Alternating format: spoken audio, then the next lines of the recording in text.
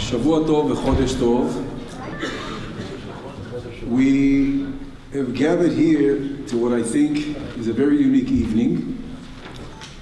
And before I start introducing the first speaker, I want to read something that was posted on Facebook a few months ago. And I think it's important to put us into the atmosphere post-elections with everybody talking what everybody did wrong. So I want to read just a very short line. On Facebook, it's Alona Kimchi, who is a writer and an actress, posted that Tuvia Tenenbaum ought to be burned. Leha'alota al hamoked. Okay, that's the term that she used. Then she said, she continued, because as we know, violence and hasata and incitement is only from the right to the left. So then she continues in these beautiful words. I have some friends in Lod who would love to do the dirty work. Okay? This is Alona Kimchi, posted it on Facebook. After she saw all the reactions to it, she took it off of Facebook and she wrote, I joked, it was nothing more than a joke. So I just think it will bring us a bit into proportion. The first speaker, we will bring the host of this evening, which is the Begin Center. And we want to, first of all, thank them very much for the cooperation of many, many years that we've been working with them on various and different projects and different books. And I'd like to, number one, thank you, Herzi and all the staff, Ariel and all the rest of the staff. And I'd like to invite Herzi Makov, the CEO of the Begin Foundation. Thank you.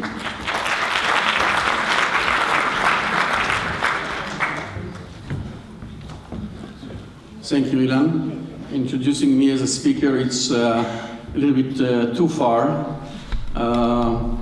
I just want to greet you people who we are very happy to host here, and to greet the author of the book, Tuvia Tenenbaum.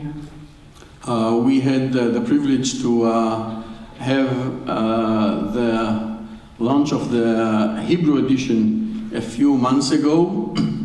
By the way, delivering the opening remarks in Hebrew was much easier for me than it's now, but since we think that the English world should also see the fact that Tuvia bring us so eloquently, we were very happy to host this evening as well.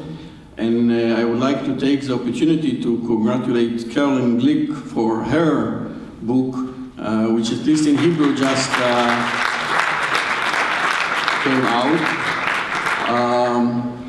I think that the importance of this book is the fact that it brings facts. He doesn't elaborate much, not a lot of philosophy, not a lot of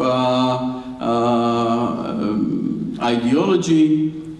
Tuvia went, as he went in his previous book, to the people themselves and document them and record them, as I remember from the last event, and bring what they really think when they think that they can speak.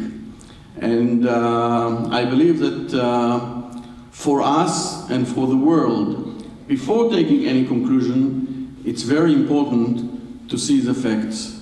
So Tuvia, thank you very much for this service that you did to the truth and to other causes as well. And I hope that you people will enjoy this evening, and I wish you, Ilan, that you will sell a lot of books from Catch the Zoo. Thank you very much.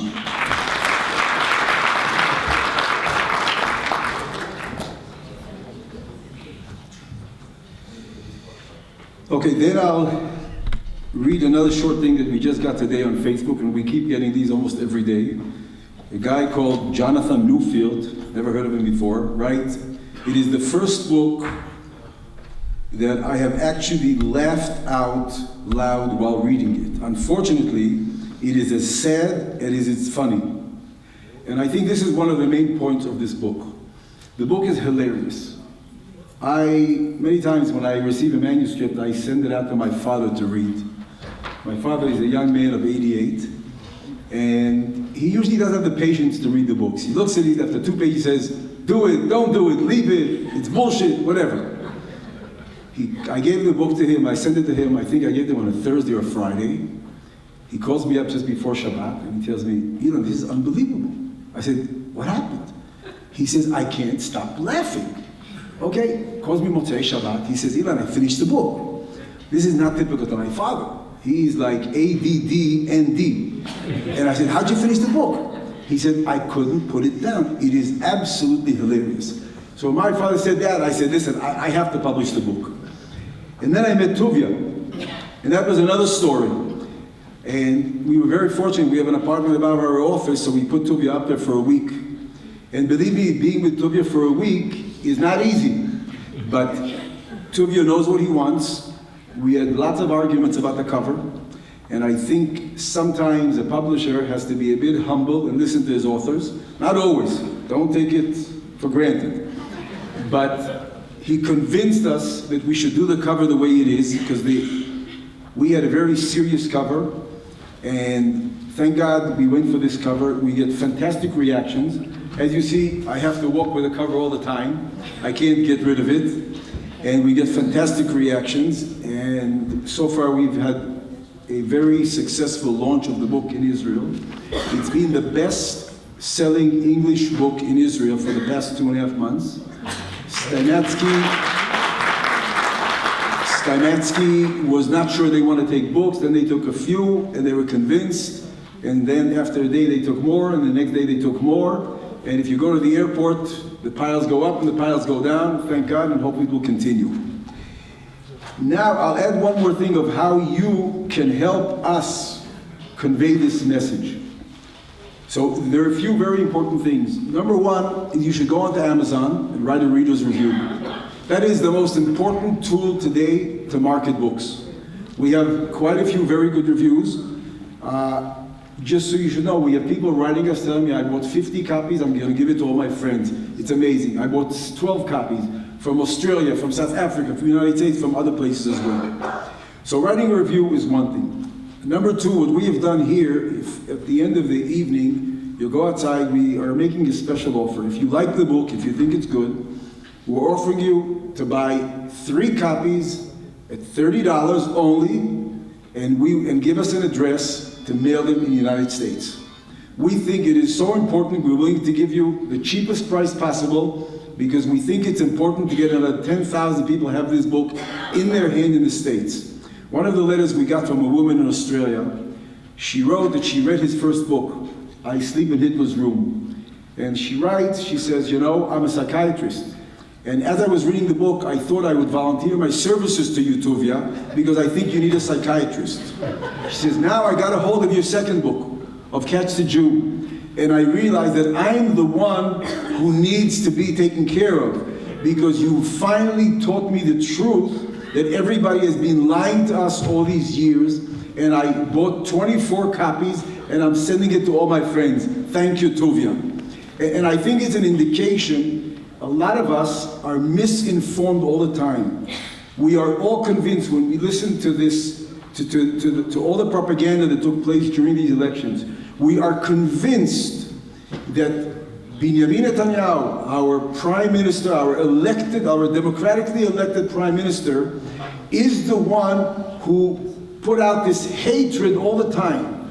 But no one tells us about the last 3 months of one message, Rak lo Bibi, meaning no ideology, no nothing. Pure hatred, pure pure trying to scare us that if we vote for this demon, if we do this, we are going to lose our country. And I think we have to remember that. And what Tuvia does here, he goes around and exactly what Herzi said, he asks the people to tell him the truth. and when they start talking, it is unbelievable. I will challenge Tuvia, and I think that the next book should be on the American scene. And I am not sure we will not be surprised as well. It's a big undertaking, and we have to think if and how we can do it. But I think it may be amazing to see what the Americans, the man and the woman on the street, do think, and how do they view us, Israelis, Jews, etc., etc. They're too dumb to think. What? They're too dumb to think. No, I wouldn't say that. I don't want to say that. I do. Now, I want to now, first of all, thank Carolyn Glick for joining us and coming to speak here. And I don't think I have to introduce Carolyn Glick. So I'll just call Caroline. Please come, and thank you very much.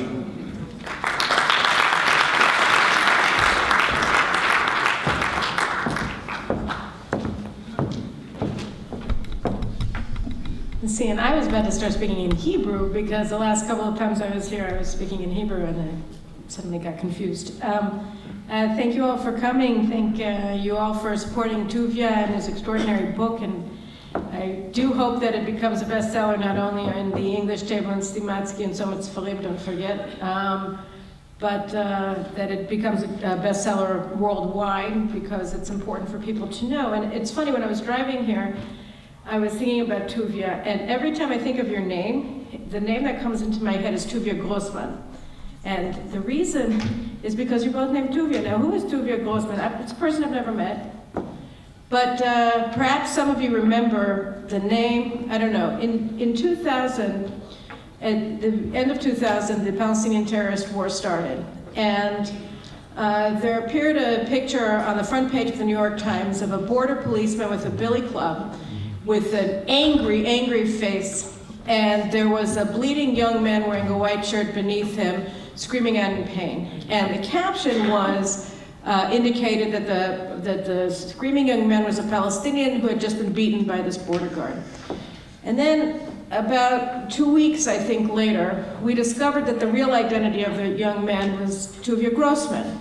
He was a 19-year-old who had come from Chicago, my native town, to Israel for a year of study in yeshiva in Jerusalem before going to college. And when the Palestinians began their rioting against Jews in Jerusalem at the end of September of 2000, Tuvia had the misfortune of being on Vadi Joz and walking to his yeshiva in the old city.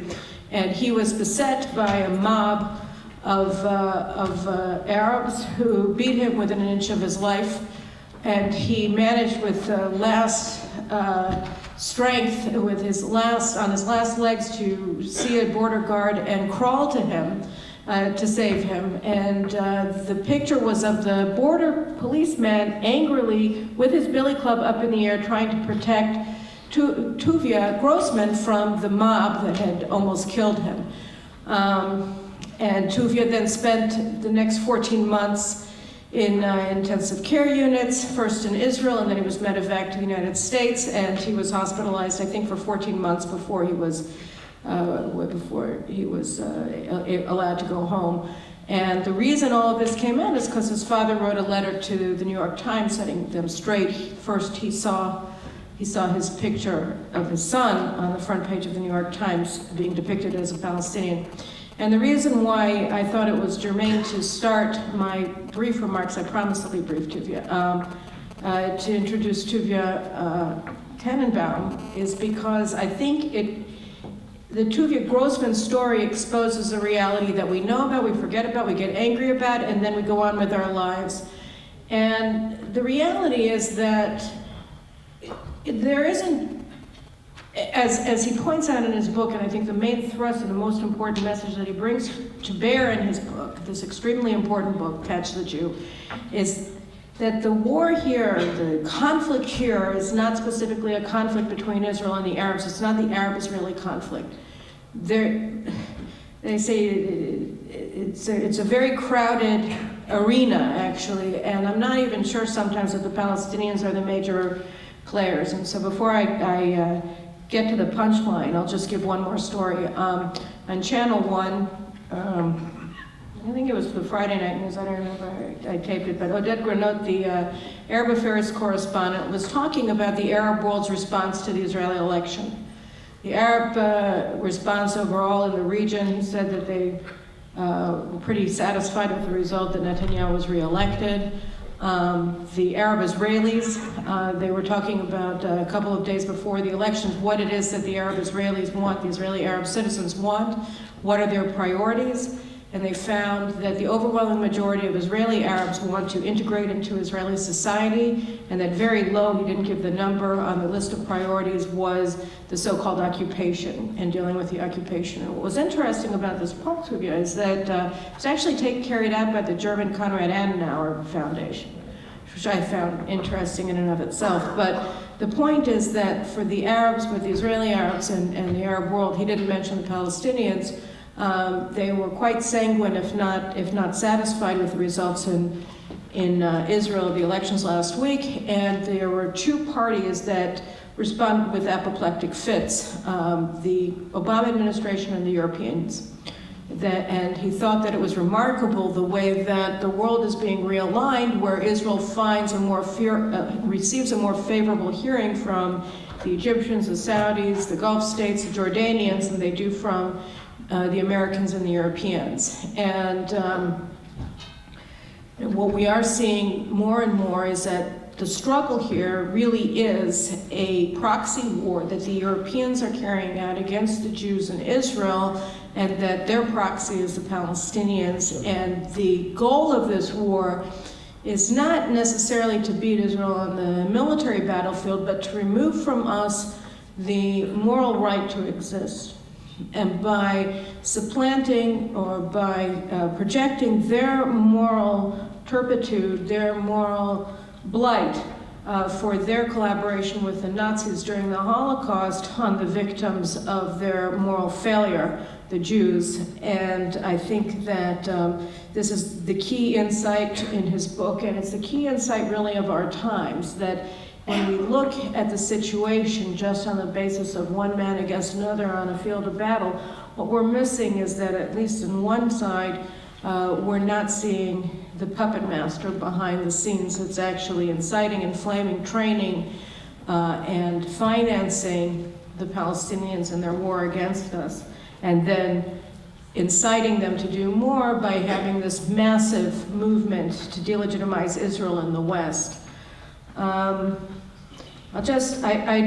don't know whether you want, I don't know how long I'm supposed to speak, and I really don't want to take too much of Tuvia's time, but I do want to make just one more point about that, and then come to my conclusion about where we're going. One of the things that I've seen with Europeans over the years, and just watching them really, and the way that they relate to us, and the way that they relate to themselves, is that they were never able to have a moral reckoning with what happened in the Holocaust. You know, we always remember that the Germans were the perpetrators and that the states of Western Europe were occupied. But what we hide when we use the term occupied to describe what happened in Western Europe is the massive collaboration that the Nazis enjoyed from the local populations in countries like Holland and Belgium and France, and that the people who had been conquered by the Nazis lived pretty well under their occupation and were pretty comfortable with the idea of handing over their Jews to the Nazis. And of course Austria gets to pretend that they were occupied after the Anschluss, which I remember learning in graduate school that the Germans in their motorcades had to wear goggles when they were wearing in their motorcycles.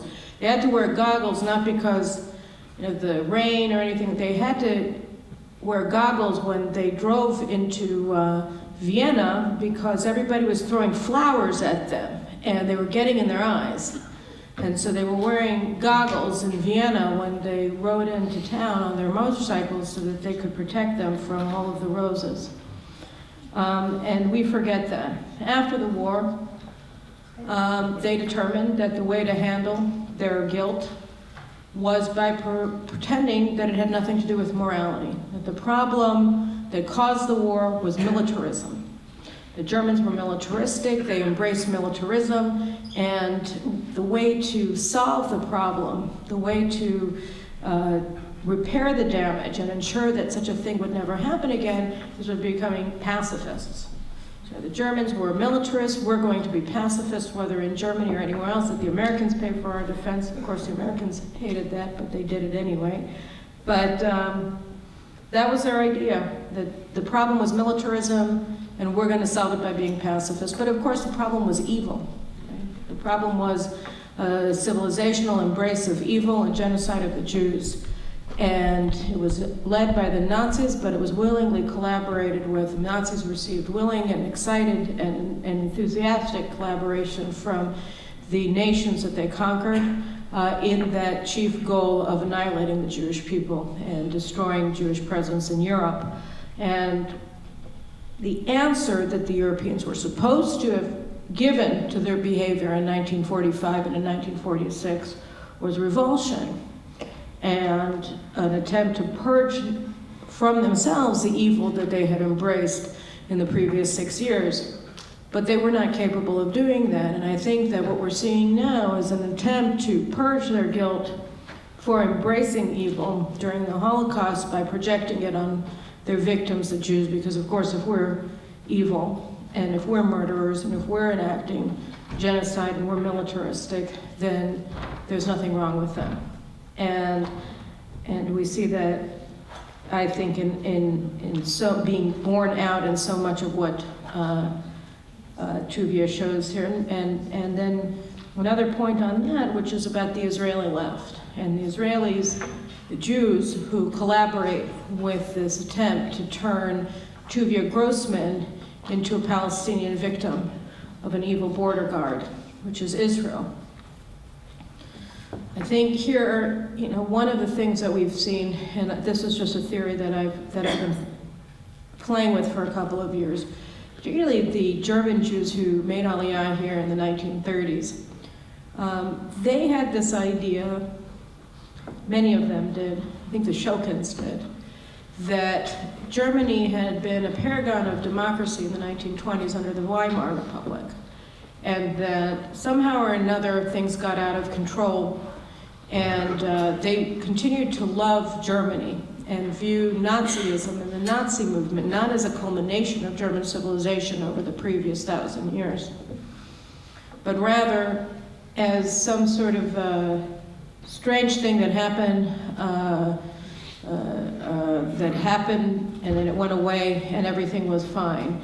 And the desire to be a part of the Europe that had literally just turned us into ashes and fertilized their fields with our blood and with our bones was something that many Jews here couldn't countenance, couldn't accept, couldn't get their arms around. They loved Europe, they felt that they were part of Europe, and when they came to Israel, they brought that love, that adoration, and that admiration, and that unwillingness to come to grips with what Europe had just done with them here. And just as the Europeans had refused to come to grips with what they had done in the post-war years, so the Jews who ran away from the Europeans, their neighbors, the objects of their admiration for centuries, were unable to come to grips with what the Europeans had done.